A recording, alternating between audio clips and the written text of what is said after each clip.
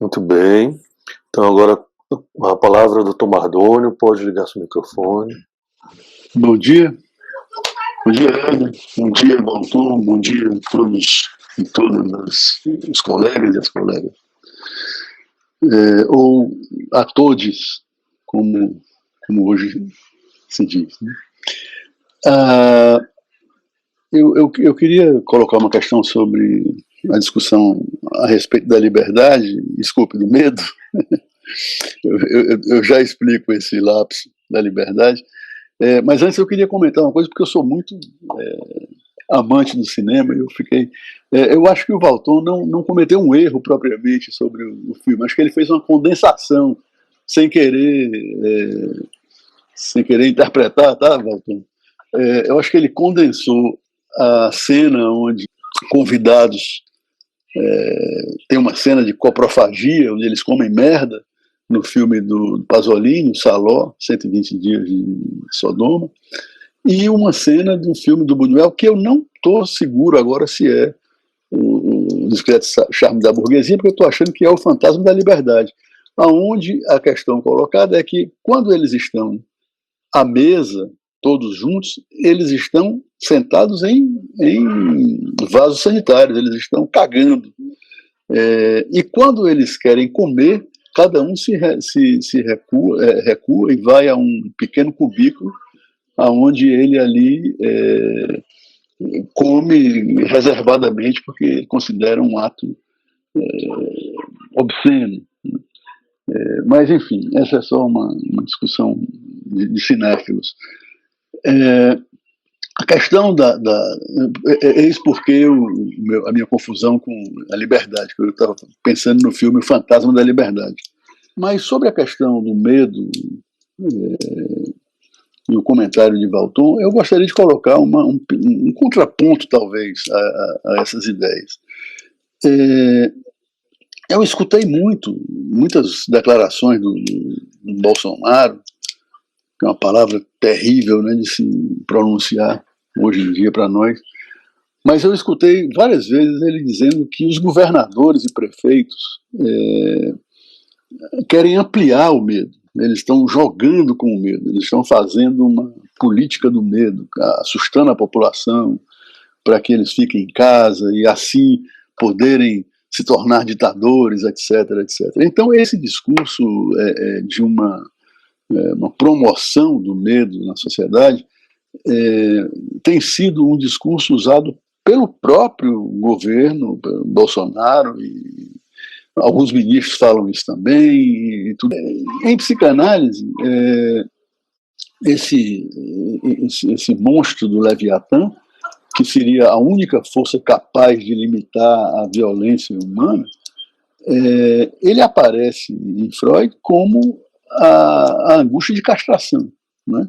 Quer dizer, não é uma linha direta, eu acho. Não sei até que ponto Freud tomou isso a partir de Locke. Não saberia dizer.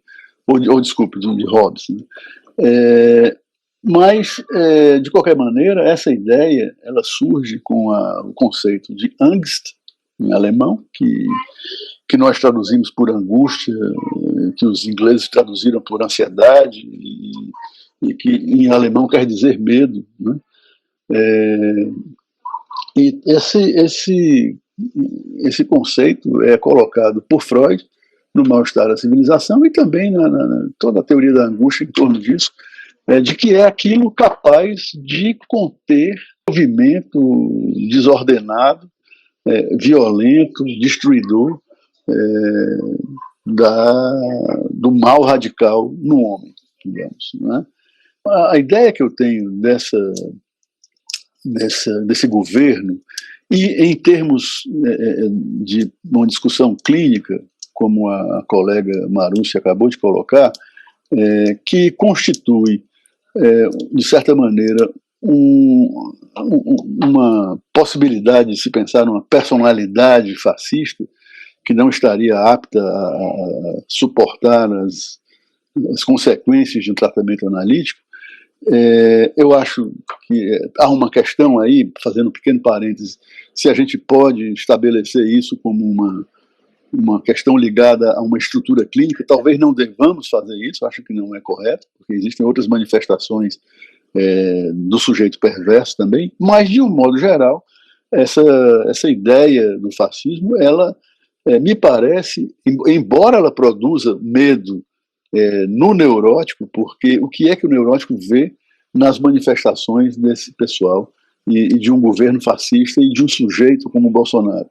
Ele vê justamente uma proposição de eliminação da castração, ou seja, portanto, um desconhecimento, um desmentido do temor da castração, do medo, da angústia de castração. O que o Bolsonaro propõe, querendo armar a população, é isso, é que a população possa não obedecer à lei, ou a lei colocada pelo campo jurídico, e ir para a rua dar tiro para cima ou nas autoridades, seja em quem for, em quem se meter no meio. Essa visão política, pertencimento ao campo social, ela está impregnada por uma ideia de abolição da castração, desconhecimento, de desmentido da castração. Portanto, se há aí uma administração do medo, não seria no sentido de incutir um medo, mas de abolir o medo de quê? Daquilo que é a origem da ideia em Freud de castração, que é o limite ao gozo, como se diz, como eu digo, do ponto de vista lacaniano. Muito obrigado, era essa a questão. Muito bem, doutor Mardoni. Vamos voltar aqui à palavra do Dr. Valton, seguimos depois em outra etapa. Como é interessante essa nossa discussão, esse nosso debate, porque eu acho que as coisas vão sendo explicitadas através dos nossos colegas, debatedores, etc., vão ficando mais explícitas, né? Realmente, quando você faz a exposição inicial, ela tem uma condensação, né? Senão levaria um tempão para você fazer uma exposição mais ampla. Eu acho que, na nosso encontro anterior, eu falei que eu concordava com a ideia de que o bolsonarismo, não exatamente o Bolsonaro, mas o bolsonarismo se caracteriza pela incastrabilidade, a negação da castração. Quer dizer, eles são onipotentemente incastráveis. Aliás, é uma das condições do narcisismo, né? O narcisismo grandioso é a negação da castração. Mas isso não significa que, paralelamente a isso, e no movimento dialético, o medo não seja utilizado e incutido permanentemente, quer dizer, na população em geral. Aproveita-se a pandemia para ampliar o poder do Leviatã, que não é o Bolsonaro, é o bolsonarismo como um todo. O Bolsonaro é uma figura insignificante, é um sujeito medíocre, tosco, mas o bolsonarismo é uma organização, tem muitos atores. Para nossa satisfação e para nossa felicidade, eles também não têm muita cultura. O estoque de conhecimento que eles recebem vem de fora, vem do Steve Bannon, e vem daquele outro maluco lá da Virgínia. Meu nome é Olavo. Condição de teóricos italianos como era o Mussolini. E tem uma coisa, e aí já vou passando para o Márcio. Márcio, gostei muito das tuas colocações, acho que explicitou bastante o que eu falei, achei muito interessante o que você disse. Aquela questão sobre o Buñuel, na verdade, é o que eu não sabia direito, eu não assisto filme, apenas ouço, porque eu não enxergo, e fiz uma espécie de aproximação. O elemento central é a questão oro-anal, né, que se coloca nesse ponto. Eu acho que essa questão da destrutividade, Freud só foi trabalhar realmente nas suas obras ditas sociológicas. A questão da destrutividade está mais aí colocada. Quando a gente vai examinar historicamente essas coisas, vê o quanto Freud, em alguns aspectos, era ingênuo, né? O gênio da psicanálise, o maior gênio da psicanálise, era ingênuo politicamente. Ele recebeu em Viena, em 1933, um enviado do Mussolini. E ele acreditava poder opor o Mussolini ao Hitler. Qualquer pensador político tivesse um mínimo de compreensão política, jamais autografaria livros para o Mussolini, como Freud fez, a pedido do Eduardo Weiss, um psicanalista italiano que era simpatizante do fascismo. Quer dizer, o Eduardo Weiss, por outro lado, propôs um termo para a violência própria do ser humano, que ele chamou de o equivalente da libido para a destrutividade, seria o destrudo, que ele conceituou. Freud recebeu o enviado do Mussolini, que era um intelectual chamado Forzano, em Viena, e autografou livros para o Mussolini. Quer dizer, numa completa ingenuidade do ponto de vista político. Quer dizer, então nós temos isso, nós temos essas contradições. Os gênios nem sempre estão certos, eles se equivocam. Quer dizer, isso é uma coisa permanente. Eu acho que há um outro ponto que o Márcio colocou, se não me engano, aí no final da fala dele, é como eu vejo a condição da esperança. Embora a ideia de esperança é uma ideia complexa, aquela coisa da caixa de Pandora, né, que é um mito de Pandora, né? Quer dizer, a ideia de esperança é uma coisa muito complexa. Eu acho que não pode ter, a gente não pode categorizar um princípio esperança, como queria o Ernest Bloch. É difícil você dizer isso, mas eu acho que na prática, na vida real, na sociedade, a expectativa de transformação, de mudança, ela existe. E então a esperança existe na vida dos homens. Então nós temos que concordar que devemos ter esperança. E a esperança tem a ver com essa prática, né, no dia a dia. Como dizia o Antônio Gramsci, eu posso até pensar que Deus não existe, mas a sociedade pratica o tempo todo a ideia de Deus. Então, na prática, Deus existe. Quer dizer, Deus existe porque ele está em todas as culturas, em todos os momentos da história. Então, nós não podemos desconhecer esse fato fundamental. Esse é um ponto que eu acho que a gente pode colocar como dando suporte à ideia de esperança. E quanto ao que a Marúcia falou, quer dizer, sobre a mente fascista, eu penso que nós vamos poder estudá-la melhor nas próximas reuniões. Eu acho que é muito difícil você lidar com a mente fascista, porque a mente fascista é a mente que não parlamenta internamente, não tem parlamentação. Veja isso que o Márcio colocou. Ele diz assim, por que a mente fascista, de um modo geral, vê no nosso encontro uma coisa inócua, de intelectuais que não serve para nada. Porque eles não parlamentam, eles não querem, eles não parlamentam nem consigo mesmo. Quer dizer, e tem uma outra coisa, né? Não estou dizendo que todas as mentes que funcionam pela direita, elas são fascistas. Não acho que seja assim. Tem pessoas que são conservadoras e de direita que não são fascistas. E agora, certamente, que a mente fascista, de fato, é uma mente difícil de diálogo, porque ela não dialoga nem com ela mesma. E a mente fascista se coloca assim, não ter compaixão, não ter solidariedade.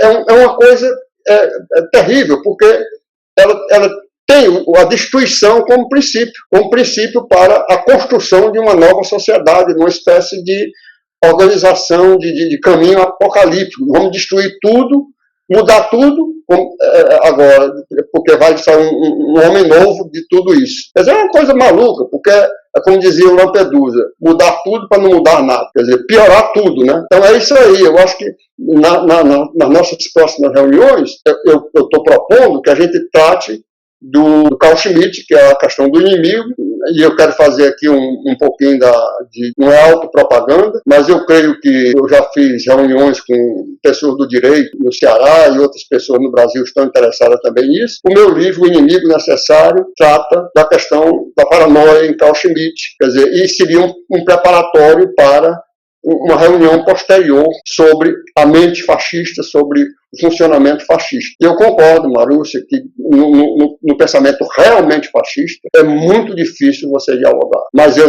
não creio que as pessoas que funcionam na direita ou no centro-direita são incomunicáveis. Eu acho que não, a gente pode se comunicar. Eu tenho pessoas conhecidas que se comunicam comigo, são pessoas que não pensam pela esquerda, pensam no centro-direita, que são pessoas civilizadas e que são capazes de diálogo, de conversa. Muito bem, então nós vamos dar início a uma nova rodada de participação Vou dar inicialmente a palavra ao Silvio Gadelha e depois a Carla Patrícia. Então agora eu vou dar a palavra ao Silvio Gadelha. Ok. Bom, vou retomar aqui desde o começo, procurando ser sucinto, Valton. Anos atrás, um grande sociólogo da USP, chamado Antônio Flávio Pierucci, escreveu um livro, publicou um livro chamado Ciladas da Diferença. E o que inquietava ele nesse livro é um dilema vivido pelos setores progressistas de esquerda da nossa sociedade. E esse dilema se resumia mais ou menos no seguinte: os novos movimentos sociais, movimentos minoritários, estariam apostando, ao ver dele, de maneira desmedida, apostando todas as fichas na luta política no princípio da equidade, ou seja, em políticas públicas baseadas no princípio da equidade, dessas políticas, as mais famosas são aquelas ligadas às ações afirmativas. Mas ele diz que onde é que está a cilada? É que essa tendência, ela colocaria em risco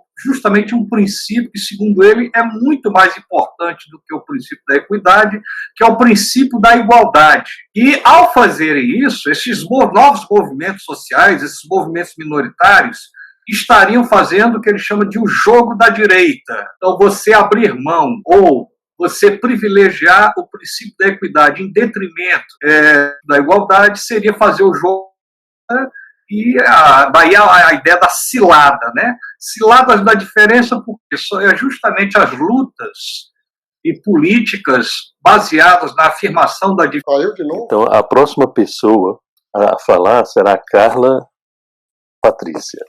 Bom dia a todos, que bom estar aqui, terceiro domingo aí com vocês, construindo aí algumas dessas questões.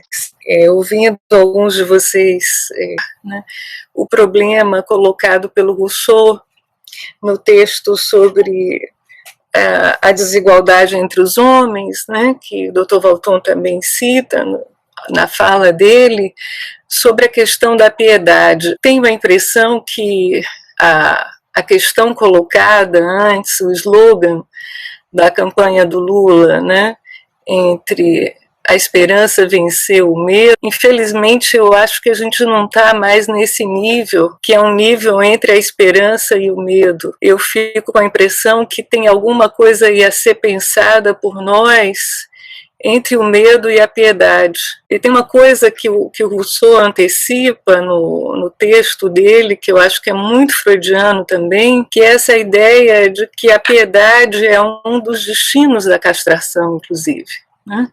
E ele traz duas imagens muito bonitas, que eu acho que de algum modo atravessaram a discussão que a gente fez aqui hoje, que é entre o homem robusto, o homem satisfeito, o homem bem alimentado e o homem dependente. Quer dizer, o reconhecimento da nossa dependência, e o reconhecimento da nossa castração, produz um afeto social que é a piedade. E eu acho que a mente fascista, para retomar um pouco o que a gente vinha construindo, é uma mente que, de alguma maneira, não tem nenhuma repugnância em praticar o mal. Portanto, não tem nenhuma piedade. E aí eu queria deixar essa questão aqui para a gente poder realocar também esse lugar da piedade como um lugar também não só de um certo demérito narcísico, que muitas vezes ela tem dentro do pensamento psicanalítico, mas uma figura também de reconhecimento da nossa castração. É isso. Obrigado, Carla Patrícia. Um comentário aqui do Carlos Eduardo. Helder e demais participantes, eu comentava com Yolanda aqui a dificuldade de lidar com o atual estado de coisas, recrudescimento de mentes e comportamento fascista.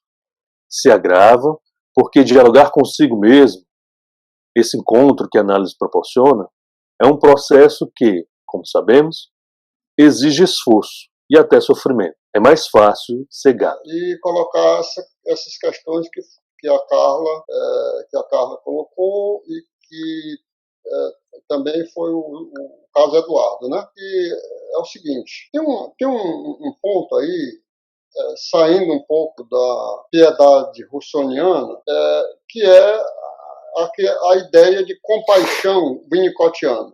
Compaixão é exatamente aquilo que a criança, o bebê, faz para inverter a situação na sua fantasia de crueldade em relação à mãe. Quer dizer, quando o indivíduo não desenvolve a compaixão, naturalmente ele fica privado dessa capacidade de poder lidar com a realidade de uma forma compassiva, com a preocupação pelo outro, né?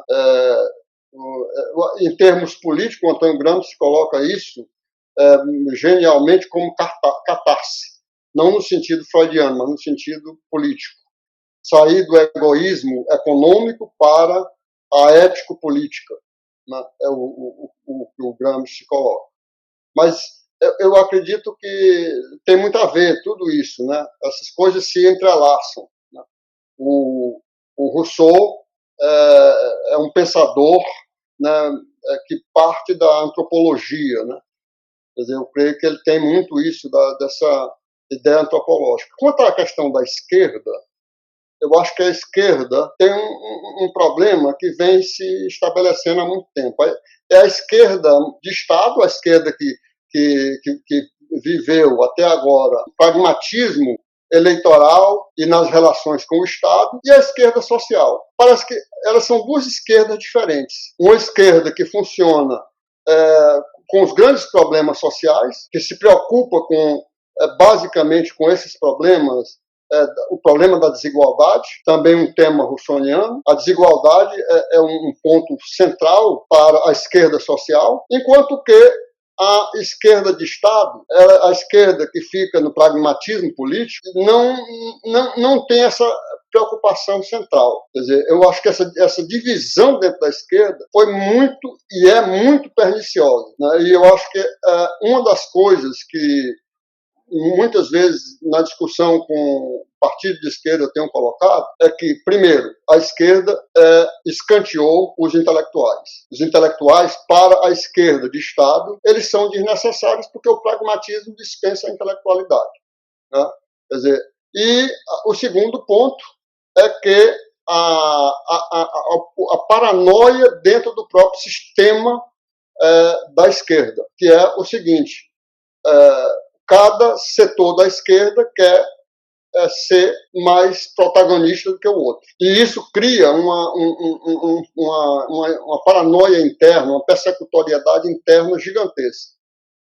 Então, acho que esses pontos são discutidos hoje, né, são colocados constantemente. Eu acho que, por exemplo, independentemente de qualquer outra coisa, o Lula, né, certamente um gênio político, mas o Lula ficou muito preso à esquerda de Estado, à esquerda pragmática. Sempre teve muita dificuldade para dialogar com os intelectuais. E os intelectuais nunca foram capazes de fazer essa crítica. Muitas vezes, e isso ao longo da minha permanência em vários partidos de esquerda, eu digo, vocês não ouvem intelectuais, porque não interessa a vocês. Não interessa a vocês, porque vocês não querem o espírito crítico do intelectual. Quer dizer, então, essa questão está sendo posta agora. Eu acho que esse grupo aqui pode ser um dos grupos que vai reforçar essa presença da intelectualidade. Porque, como dizia, acho que foi o Lenin que dizia que não existe exercício teórico sem a prática. Sem a experiência, né? Você não alcança pensabilidade, como diria o pensamento do Bion, né? Você não alcança a pensabilidade se você não tem a experiência, a vivência do que ele chama a experiência da intuição, com e pela experiência. Quer dizer, então esse é um ponto complicado dentro da vida da esquerda. Eu acho que a crítica da esquerda é uma coisa que nós temos que fazer ao longo desse trabalho nosso aqui. Aliás, nós estamos fazendo, né? Então, acho que essas duas intervenções, tanto a do Carlos Eduardo, como chama aí, Chat, e a da Carla Patrícia, elas são realmente importantes para a gente compreender, né, como a subjetividade foi excluída do processo político. De um modo geral, parlamentares, eles não gostam dessas nossas intervenções apresentando a subjetividade como sendo um ponto central para a compreensão do processo político. E nós estamos insistindo que eles têm que ouvir o sujeito do inconsciente, como diriam os nossos amigos lacanianos. Tem um comentário do Javier, que considera que, na atualidade, a discussão tem que ser pela preservação do diálogo democrático, independente de esquerda e direita. O que precisamos é a tolerância mútua e tirar da equação o autoritarismo. A luta deve ser contra o fascismo. Quer complementar, Silvio, que o Dr. Valton? Não, eu não sei se eu me fiz claro. Silvio, eu ouvi quando você falou, até, eu não conheço o autor que você não mencionou, mas você falou da questão de que se privilegiou no movimento social a equidade ao invés da questão de lidar com a questão da desigualdade, não foi isso? Na opinião dele, desse sociólogo, mais importante do que o princípio da equidade, e é um princípio que vem sendo muito acionado pelas minorias, pelos novos movimentos sociais, mais importante do que esse princípio da equidade, né, que defende que você não pode tratar igualmente aquelas pessoas que estão em situação de desigualdade. Pois bem, ele alega que um princípio muito mais importante do que esse é o princípio da igualdade, consagrado na Revolução Francesa. E, na medida em que os novos movimentos sociais ou minoritários privilegiam o princípio da equidade em detrimento do princípio da igualdade, eles estão fazendo o que ele chama de o jogo da direita. Certo? Então, eles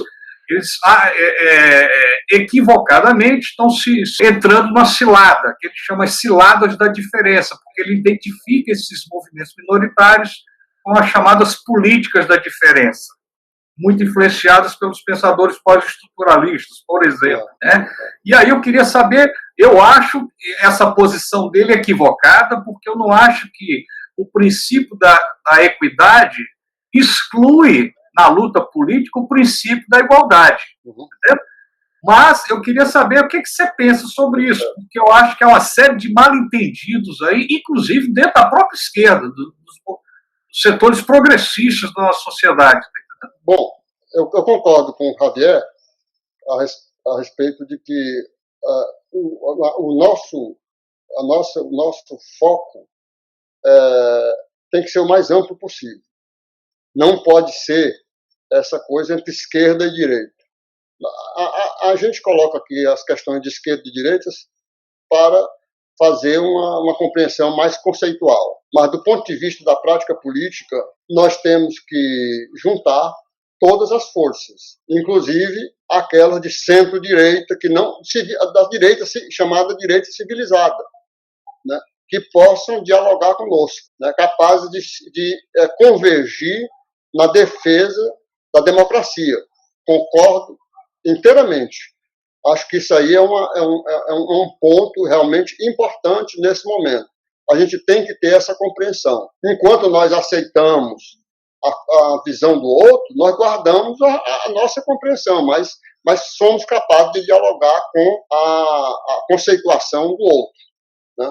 Agora, quanto ao que o Silvio colocou, é uma questão que, do ponto de vista da prática política, realmente tem uma problematização muito séria. Porque, por exemplo, vamos colocar na prática, o movimento de negros, o movimento de mulheres, o movimento de minorias LGBT. Quando você fraciona dessa maneira, você acaba fazendo uma espécie de jogo que favorece contra-ataque daqueles que não aceitam senão as suas próprias propostas. Isso não significa desqualificar o movimento de mulheres, o movimento de negros, mas privilegiar a luta em relação à igualdade, o binômio igualdade e desigualdade. Num país onde a desigualdade é monumental, como o nosso, certamente nós não podemos deixar de pensar nisso como o guarda-chuva debaixo do qual todas as lutas pelas diferenças devem se abrigar. Quer dizer, não se pode ficar lutando só com movimentos isolados, mas com movimentos integrados debaixo do mesmo guarda-chuva, que é o relacionado ao binômio igualdade e desigualdade. E finalmente, né, uma coisa que foi falada antes, que eu quero complementar, eu não sei quem disse, sobre o desejo de reconhecimento. O desejo de reconhecimento é normal em todo ser humano. Quer dizer, o problema todo é quando esse desejo de reconhecimento ele se torna uma busca desenfreada de prestígio e se confunde com arrogância. Né? Acho que é isso, por exemplo, uma questão que tem muito a ver com essa necessidade de certas categorias de reconhecimento e prestígio. Eu tenho a impressão que o Max Weber tratou essa questão do prestígio, né? Colocando isso, a questão dessa necessidade que os indivíduos têm desse prestígio. Né? Eu acho que isso está muito relacionado a certas categorias, como juízes, militares, etc., que têm uma desenfreada necessidade de serem reconhecidos e prestigiados. Até no fardamento, até na coisa do estrelato. Uma estrela. Foi outro dia que eu disse para um amigo: é uma estrela, 2 estrelas, 3 estrelas, 4 estrelas, 5 estrelas, 10 estrelas. Quer dizer, é uma coisa assim desenfreada. Né? Então, eu acho que tem a ver tudo isso, e eu penso que, nesse momento, nós temos que realmente juntar forças, ampliar e ampliar. Quer dizer, eu acho que esse nosso coletivo, como disse o Márcio, tem que ser uma expectativa daquilo que socialmente a gente conhece por esperança. Senão, nós abdicamos da luta e da resistência, que é a questão mais fundamental nesse momento. E eu acho que esse é o ponto. Vamos fazer outra rodada, hein? Doutor Valton, eu acho que a gente pode ir se organizando para a última rodada, por conta do tempo. Vou ler aqui um comentário que a Lia Batista fez. Né? Ela colocou assim: esse princípio da igualdade é o que move o serviço público de saúde aqui na França. E a Silvana colocou isso: ampliar o diálogo, juntar forças. Nisso tenho esperança. Vou começar pela Lia. A Lia é filha do meu saudoso, querido amigo Paulo Batista, a respeito de quem eu escrevi há muitos anos atrás um artigo chamado A Universidade na Praça. Quer dizer, ele passou transitou pela livraria universitária na Praça do Ferreira. A Praça do Ferreira era um centro de convergência de intelectuais e militantes políticos. E ali se falava de tudo. Ali, pessoas dos mais diferentes matizes conversavam entre si. E ninguém xingava ninguém. Quer dizer, discutia-se tudo. Discutia-se desde o papado até a ditadura. Certa vez, um amigo nosso, que era muito obeso, estava fazendo um discurso e chegou a polícia. E a polícia, eu não presenciei essa cena. A polícia disse assim: vamos, você está preso. Está falando... Por que eu estou preso? Está falando contra a ditadura. Mas ele disse: mas eu estou falando contra a ditadura cubana. Eu disse: não interessa. Está falando contra a ditadura. Você não quer nem saber, você está preso. Aí disse: então me leve. Deitou no chão e disse: pode, me carregue. Porque o homem pesava 200 quilos. Quer dizer, aí o policial desistiu. Mas, Lia, eu acho que você tem razão. Né? Quer dizer, nós estamos realmente numa questão que as políticas públicas têm que ser colocadas no centro de uma discussão sobre saúde. Por exemplo, hoje no Brasil, o que se manifestou foi o quê? O SUS. O SUS é quem está dando o recado na luta contra a pandemia, é o Sistema Único de Saúde. Não são os hospitais da iniciativa privada que estão dando conta. Pelo contrário, eles estão fazendo negócios com respiradores comprados na China. Estão fazendo negócio com essa coisa escandalosa no Rio de Janeiro, quando aumentaram o preço dos respiradores em 200%. Uma das coisas mais absurdas que se pode imaginar. Então, no mercado, a ganância, a necessidade, a cobiça não para. Não para. Ela não para. Ela continua no meio da infelicidade, do sofrimento. Eles não ligam para o sofrimento. Eles não ligam para a morte das pessoas. Ou seja, eles se aliam à morte. Né? Então, eu acho que é isso aí. Agora, quanto ao que foi colocado depois, foi da Silvana. Da Silvana. Silvana. Tem toda a razão. É aquilo um pouco que o Javier já tinha colocado. Nós temos que fazer um esforço para integrarmos pessoas que, embora pensando diferente, estão alinhados conosco na luta pela democracia. Né? Agora, nessa situação aí que ocorreu nessa reunião fantástica, né? Fantástica no sentido negativo, né? do ministério, esse ministério que oscila entre Dom Corleone e aquela coisa do oral anal do Buñuel e do Pasolini. Quer dizer, nós vimos que muita gente se manifestou, e pessoas do centro-direita, pessoas que se manifestaram, muitas pessoas se manifestaram do centro-direita. E muitos dos apoiadores do Bolsonaro já se deram conta do bolsonarismo, não vou falar mais em Bolsonaro, já se deram conta do tamanho dessa estupidez. Né? Então, nós temos que realmente fazer essa aliança, né?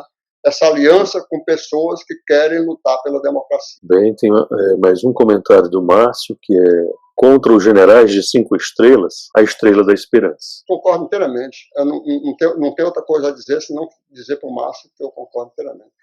A estrela da esperança no sentido de que nós temos que acender a esperança nas pessoas. Nós temos que colocar uma questão forte, no sentido de que nós nos vinculamos pelo amor, pelo sentimento de afeto, de vínculo amoroso com as outras pessoas. Nós não estamos vinculados por coisas puramente de sabedoria, de especulação filosófica, embora isso seja necessário, mas pela nossa visão de que o que nos move é realmente o afeto amoroso. Minha gente, muito obrigado pela participação de todos vocês. Muito obrigado. E eu espero que a gente se encontre na próxima reunião. Eu estou dando uma ideia, talvez tenha um pouco, não sei, do meu próprio narcisismo, né? O meu narcisismo positivo, sobre o meu livro O Inimigo Necessário, que é uma questão da paranoia em Carl Schmitt, e a questão do inimigo. Porque depois da questão do inimigo, nós poderemos trabalhar a questão da mente fascista. Quer dizer, mas isso não significa que outras ideias não possam ser colocadas. Pode ser que outros participantes desse grupo surgiram coisa mais adequada para, antes de quarta-feira, para a gente poder se debruçar um pouco sobre o tema, para o nosso próximo encontro. Isso é apenas uma sugestão. Um bom resto de domingo, um abraço grande, um abraço para todos. Agora, eu queria, Helder, também agradecer a você. Não fosse a sua participação, a sua boa vontade, a sua paciência, a sua visão da importância desse encontro, seria difícil para nós. Agradecer para você, agradecer para a nossa secretária, Auricélia, que sempre está disposta a nos ajudar nesses momentos. Quer dizer, eu acho que todos somos muito gratos a você. Eu fico feliz de poder contribuir, doutor Walton. No meio a todas as tecnologias, as ideias ficam assim efervescentes, mas terá momento também para me pronunciar. Então, por enquanto, eu agradeço a participação de todos. Né? Nós nos veremos, então, no próximo domingo, às 9h. Obrigado, colegas. Obrigado.